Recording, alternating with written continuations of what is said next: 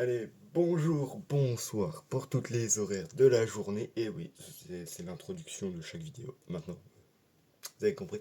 Euh, alors, je vous ai demandé de voter pour le prochain thème. Et j'ai un éclair de lumière sur la gueule, c'est incroyable. Je vous ai demandé de voter pour le prochain thème sur Instagram et sur YouTube. Mais ça a eu vraiment de succès, vraiment, il y a eu beaucoup de votes. Non, un vote sur les deux. Et ça a été la même chose, donc super, j'ai pas de problème pour choisir. Donc on va parler de Squid Game, saison 1. Parce qu'en fait, je me demandais entre la saison 1 ou toutes les saisons. Heureusement qu'ils ont choisi. Heureusement que la personne, merci, a choisi juste un seul. Sinon, j'allais parler de tout. Ça allait être long. Euh, Commençons. Donc, je vais parler du plus facile au premier, hein, parce que vraiment, je vais étaler Squid Game là. J'ai parlé selon ce qui me vient au cerveau. D'ailleurs, pièce neutre, cool. C'est pour ça qu'il y a un rayon de lumière, il n'y a pas de fenêtre. J'espère que ça va pas être trop gênant. Pire, je me mets sur le côté comme ça. Alors, premier personnage principal, Seong Ji-hoon, qui est dans la saison 1 un peu, si vous me captez quoi, il est un peu naïf, il est un peu à côté de la plaque, souvent. Et en vrai, c'est un personnage sympa.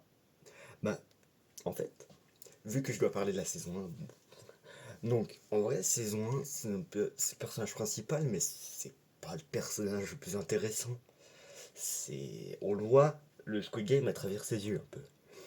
Mais c'est juste un personnage en fait, il est pas si complexe ça. Voilà. Et le rival, bah pas vraiment le rival parce que c'est l'ami d'enfance de Seong Ji-hoon, Sang-woo. Et lui, déjà, il est plus intéressant que Ji-hoon.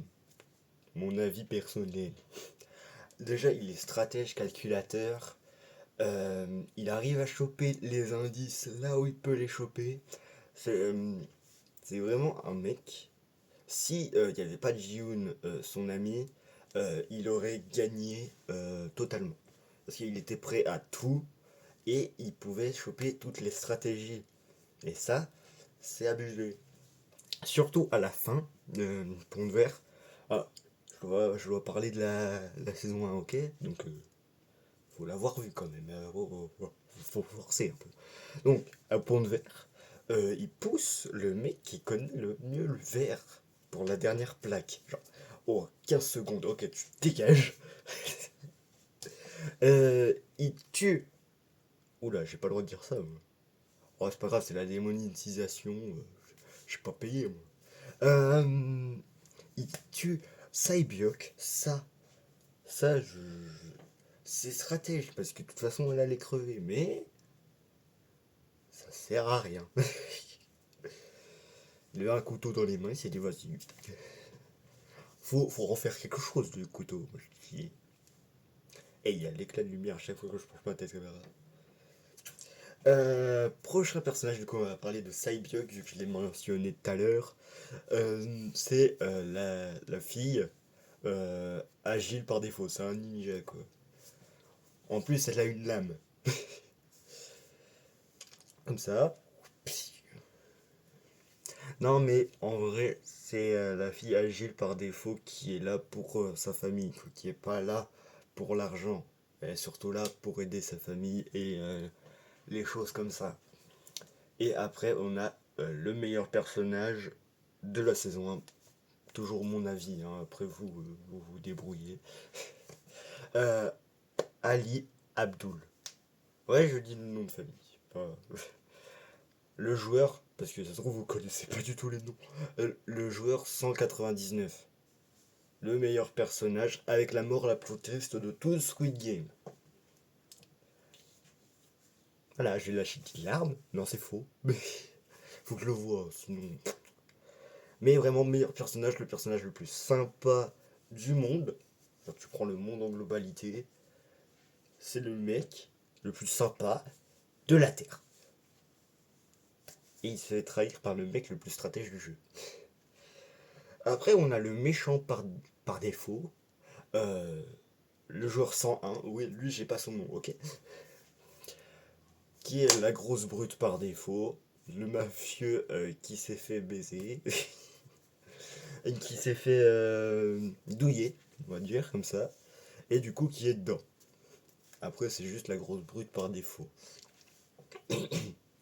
Euh, Petite mention honorable pour le joueur, je sais plus comment il s'appelle, 62, là, le prof de maths.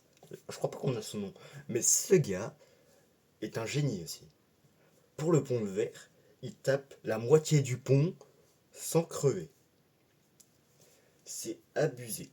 Il a laissé un vent à tous les autres et il se démerde. Et j'ai parlé à peu près de tous les personnages, donc l'histoire en globalité, je vais pas le faire, sinon ça va être trop long. Ça fait déjà 6 minutes que je parle, ok. Euh, Ouais, sinon, je peux te dire, il y a 1, 2, 3 soleils, le jeu le plus meurtrier de tous. Vraiment, ça fait. C'est plus des snipers qui les tirent dessus, là, c'est des mitraillettes, ça fait. Ah, putain, j'ai mal aux yeux à cause de cette lumière. Euh, Après, on a le jeu du biscuit. Bah, ça, c'est devenu culte, hein, vraiment. En plus, j'en ai mangé. Il est vraiment, ils vendent des petites boîtes comme ça. Et en plus, c'est bon. Bon, c'était des sablés, mais vas-y, c'est pas la même chose. On n'est pas en Corée ici, d'accord. euh...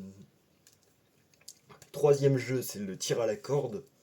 Et en vrai, à chaque fois que je vais jouer au tir à la corde, maintenant, je vais prendre la stratégie du vieil homme. Ah ouais, j'ai oublié de parler de lui.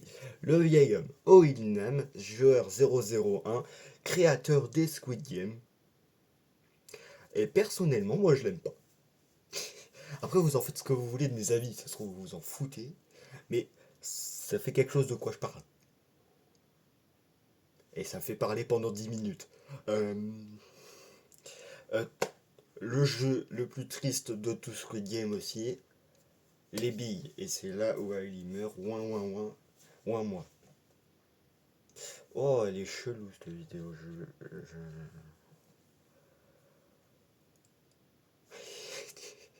Euh, En plus, elle est encore plus en live que celle d'avant. Parce que celle-là, je sais même pas ce que je vais dire. Du coup, là, j'improvise. Vous comprenez ou pas? Je fais tout en. De toute façon, pour l'instant, je l'ai fait en live, les vidéos. Voilà. Euh, Autre jeu, le pont vert, du coup, bah celui-là, je l'ai mentionné avant. Je pense que celui-là, vous le connaissez aussi. Parce que j'ai besoin de l'expliquer. Il y a une plaque sur deux où tu fais bye bye. Et le dernier jeu, le Squid Game. Bon, celui-là, je peux pas en parler. Moi, je suis pas coréen. Je peux pas parler d'un truc que je connais pas, qui est à l'autre bout du monde, hein. Mais les règles sont quand même faciles. Si tu écoutes la série, c'est t'as la défense, t'as l'attaque. Oui, je vais expliquer les règles, ok? T'as la défense, t'as l'attaque. La défense, elle doit atteindre la tête du calamar. Parce que c'est un dessin de calamar, en fait. Comme si vous connaissez pas, hein, je vous explique. Euh, T'as un dessin de calamar. Faut atteindre la tête. Et en fait, au début, la défense doit aller à cloche-pied au milieu du calamar. Et en fait, l'attaque. Ah non, c'est l'attaque qui doit aller à cloche-pied. Et la défense doit pousser l'attaque hors du dessin du calamar pour qu'il puisse plus jouer en fait. Ouais, mes règles étaient entre guillemets nulles. Mais je peux pas citer la série comme ça. La rêve que j'ai fait dans la première vidéo, je l'ai. C'est le joueur, la joueuse 212, là, la sorcière complètement tarée, qui dit ah, je suis bon en tout sauf quand ce que je sais pas faire. Et du coup, moi je peux parler de tout sauf quand ce que je connais pas. Avec ma langue qui fourche. Mais dyslexique, hein, c'est le problème.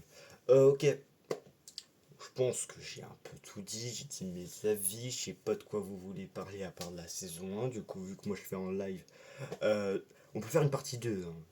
Après je peux faire les autres saisons aussi, dites-le en commentaire, parce que la première vidéo j'ai dit de proposer vos idées en commentaire. Il y a une personne qui l'a fait, et bon, c'est une idée, c'est sympa, merci. Mais c'est pas un truc que je peux trop faire, parce que j'y connais rien en ce que t'as proposé, tu vois, j'ai dit je peux tout faire sauf que je connais pas. Ça, j'y connais pas trop, je suis désolé. Euh, Sinon, je vais faire une petite pub. Euh, je cherche un monteur, amateur ou professionnel. Si il est professionnel, ouais, il va me demander de payer. Je suis pas payé, donc je te paye pas. Déjà, vous êtes prévenus. Bah, moi, je fais ça pour le fun, donc s'il te plaît, sois fun aussi dans tes montages et tout. Voilà, je cherche un monteur. S'il peut parler français, c'est pas mal.